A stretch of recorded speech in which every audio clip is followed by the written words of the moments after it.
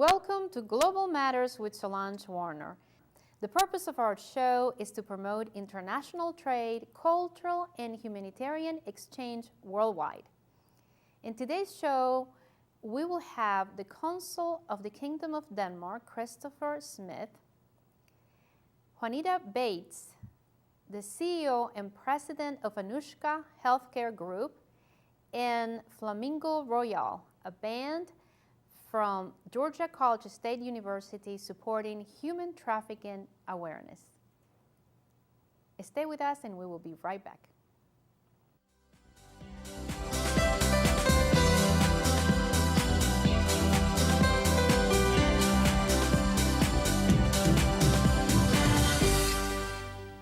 I am honored to introduce you to the Consul of Denmark, Christopher Smith.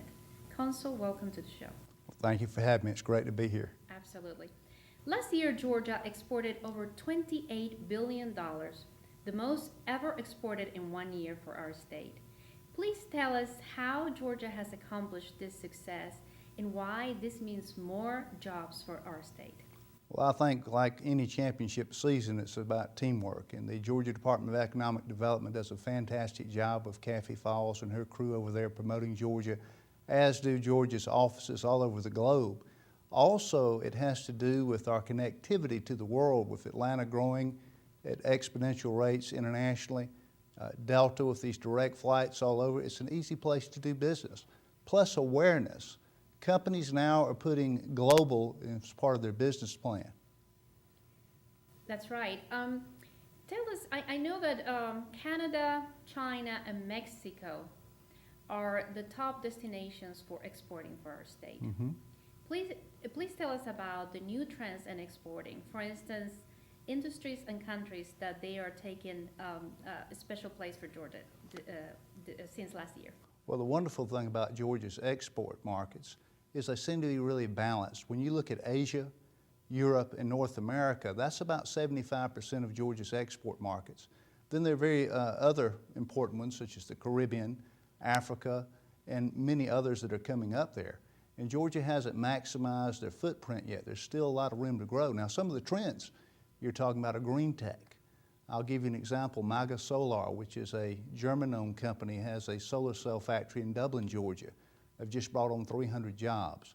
Many clean tech options there from all over the world are coming to Georgia. Automotive, if you look over at West Point, we've got the Kia plant from Korea. And then close to home, but not quite in Georgia, is Volkswagen coming up the road in Chattanooga, and that'll benefit our state as well. That's excellent. I know as the Consul of Denmark, of course, you're very interested in the Baltic countries. Tell us a little bit more about that area and why is that meaningful for exporting for our state? Well, when you look at the countries, when I talk about Baltics, I'm talking about countries that have ports on the Baltic: Germany, Denmark, Sweden, Finland, Poland, and of course Russia over there by St. Petersburg. And then you got Latvia, Lithuania, and Estonia in the mix as well. And I find it very interesting that in all of those countries except for Germany, Georgia ranks 7th or higher among the U.S. states in exports. We're number 2 to Poland. We're number 7 to Denmark. I think we're 4th when we look at the Lithuania and Latvia somewhere. And so I like to bring that up because, yes, I do represent Denmark, which is the gateway to the Baltics. And Denmark is a huge shipping nation. Maersk Shipping, is the #1 customer of the Georgia Ports Authority. And Danish shipping firms roughly have about 10% of the world market. And they have a particular area of expertise there. So that's an area, when you look at Russia, 183 million in exports to Russia last year. That's just the tip of the iceberg that can be accomplished. So there's a lot of room to grow there. Absolutely. Well, in being that said, please tell us about the Consul of Denmark in the international trade office that you have here in Atlanta, which I know you do excellent job with bringing companies from Denmark. Well, yes, the Trade Council of Denmark with the Danish Trade Commissioner here in Atlanta is an engine for growth. They actually have an accelerator there, and Commissioner Jan Sauer and his staff are bringing interesting companies in here all the time. They tend to be very good companies that have high-paying jobs for Americans. Many of them are software companies, many of them are green tech companies, It really runs the gamut because Denmark has such a diversified economy. But what this program allows them to do, it allows them to get into the market quickly. And it allows them to take an office in the Danish Trade Council's office right here in Buckhead in Atlanta. They can run out there and start getting into the market, and there's a Danish-American Chamber of Commerce and community there that helps them get going. So it's been a huge success story. Well, I think it would be very important to tell our viewers how business here locally can become part of the networking that the Danish consulate and also the International Trade Office has. I know that there are law firms and perhaps marketing companies and others, such as accounting, that they could become good source of information and perhaps clients for the Danish companies and vice versa. So how these local companies can become involved with the Danish consulate and the Danish companies? Sure. Well, there are many ways they can do that. One, travel to Denmark, and I'll have to give a plug for my friends at Delta because there is a direct flight from June to August. A lovely time of year to go to Copenhagen and to Jutland and to Odense and the other parts of Denmark. You can take a cruise over there as well. But we have kind of two arms. We have the Danish Trade Council here, and then we have Invest Denmark, which is based out of New York for American companies wishing to do direct investment there. But the Danish-American Chamber of Commerce is a way people can get involved. They're on the web, they're very active. And I would say, taking it even broader than Denmark, the World Chamber of Commerce and all the bilaterals here, there are so many resources where people can kind of get their feet wet and find out what's going on internationally so they can get off the bench and get in the game, so to speak. Yeah, that is true. I see many companies that they come to the World Chamber of Commerce and they are looking specifically for leads, possible clients from international markets to see how they can offer their services. And that's why it's so important for us as the international business community to create this link between these international companies looking to perhaps open a branch here in Georgia or other states in the South, and also offer the services for these companies that they are excellent and that they can provide excellent service for the international companies. Yeah, I agree with you, and I think basically what I tell anyone interested in international business is thankfully, we've got the internet, we've got all this wonderful telecommunications technology today, but there's never any replacement for personal relationships, knowing people one-on-one. And so that's something that has to be built. And the wonderful thing about an international situation is when people are coming here to Atlanta from Denmark or Chile or whatever, they're open and they want to meet new people, and it makes things easy. And invest a little time, do a little homework, and do a little hard work, and things will pay off for people. Well, thank you so much for that information. When we get back, I will ask the Consul of Denmark more information about the consulate and about his professional expertise as an attorney with clients in international markets and also here locally. Thank you so much. We'll be right back.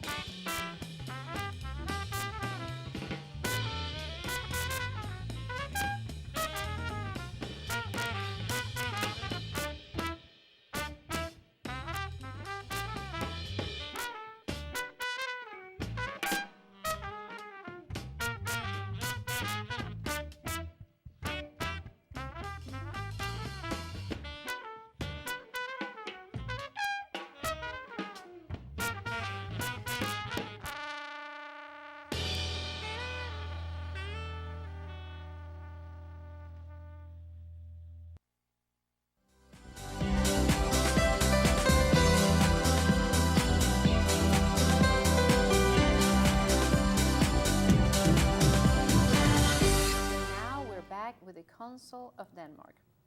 Besides being the Consul of Denmark and an advocate of international trade, you are a prominent attorney with international and local clients. Please tell us more about your expertise, and then I will ask you how that interacts with the consular's role as well. Happy to do so. Well, as you know, we have 67 countries with consuls here in Georgia. Now, about close to 30 of them are career consuls.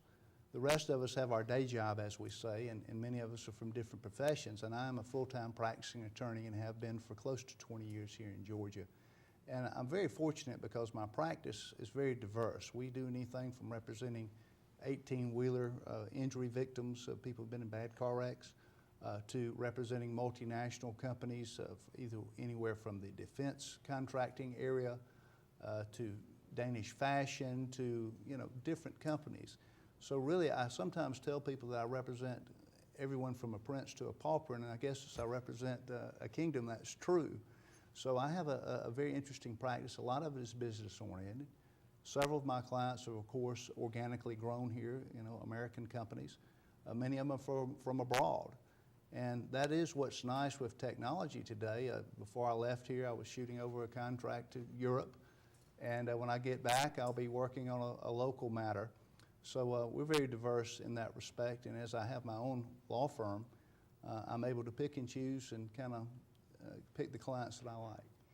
Well, that's wonderful. How is an attorney based here locally can go about and get clients overseas?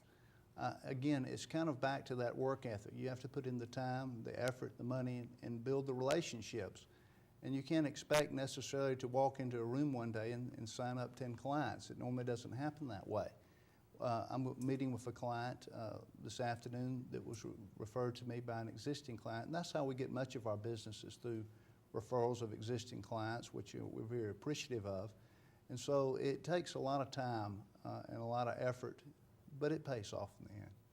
Absolutely, but you're based here in Georgia. In other words, you couldn't do a case in Denmark, for instance, or you're able to do that as well? No, actually I couldn't because in Denmark, just like the U.S., you would have to be licensed there. Absolutely. Now, if I needed something done in Denmark, I have a lot of attorneys that I know over there and on LinkedIn with some of them. That's the secret, right? Because I've met them over there and we work together on things. But each state has a specific licensing requirement. Now, some immigration attorneys don't have a state licensing requirement, but because it's a federal matter. But most attorneys have a state licensing requirement. But you build bridges and you have allies all over the place. And I was talking to a friend in Indianapolis the other day on a case assisting us up there, one in Florida last week. So there are ways to get things done. Get by with a little help from your friends, as they say. Well, excellent. And I know that you probably promote Georgia as much as you promote Denmark here, and, Yes. and you're the best representation of the government of Denmark here in our state. I know that. But you do an excellent job representing Georgia as well, and that's the reason why I'm asking you about international trade with Georgia. Please tell us how your profession interacts with the consular job and the role you have there. Sure. Well, I think it's a natural because a consul's duties, there are many, but one of them, for example, is issuing passports. That's something that we do for Danish citizens here. Or if a Danish citizen is in need of traveling abroad here, you have a situation that comes up. Lawyers are problem solvers. That's what we do. So it's not alien for us to say, hey, somebody's in a somebody's in an emergency situation. You need to come in there like the cavalry and try to get something done for them. And I think being an attorney is a very good thing for that because, Georgia's a big place. We're the largest state east of the Mississippi. And I went to the University of Georgia undergraduate, and I went to Mercer Law School, so I've got friends in all parts of the state. That's why oftentimes people wonder why an American is representing another country. And the reason is Denmark and all the other countries, they like to have people that are from the area that know who to call in Columbus if they have a problem, or Savannah, or Dalton, or Dahlonega, or wherever it may be. Right. So that it kind of meshes in with what we do for a living anyway, because we're problem solvers. Right, it makes sense. I know you have received many honors and recognitions. Please tell us why a prestigious book recently published in Holland recognized you among prime ministers, diplomats, and ambassadors from different countries. Well, it's back to relationships. I knew the right guy. But fortunately, this book that's been published, it's Consular Affairs and Diplomacy. Brill, B-R-I-L-L, is the publishing company. It can be bought online, and it's going to be used mainly in graduate schools, schools of diplomacy. I would like to ask you, what would be your advice to young generations in how to get involved with this fascinating world of diplomacy, and why it's so important for our countries to really have diplomats such as you representing foreign governments and each state, really? Why it's so important not only for the relationships, political relationships, but also for the economy? The first thing I would advise a young person is to delve into the educational opportunities that they have. Know the countries of the globe, read up on it. The internet is a fantastic resource for that. Virtually every embassy now, if you go to the Danish webpage or one of the other web pages, is going to have just bukus of information available that they can sit at their home and absorb, that opportunities my generation never had. Right. That's something they can do. They can get involved with the international cultural events here in Atlanta and other parts and learn about that. And then when they're going to college, they might want to consider a career with the State Department. That's extraordinary. I think that is an inspiration. I believe that you and many of the other 67 consuls here in Georgia are an inspiration for our community and for our younger generations. I would like to thank you so much for being on the show today, and I would like to have an open invitation for you to come back and give us great information as you provide today. Thank you so much, Consul. My pleasure. Thank you.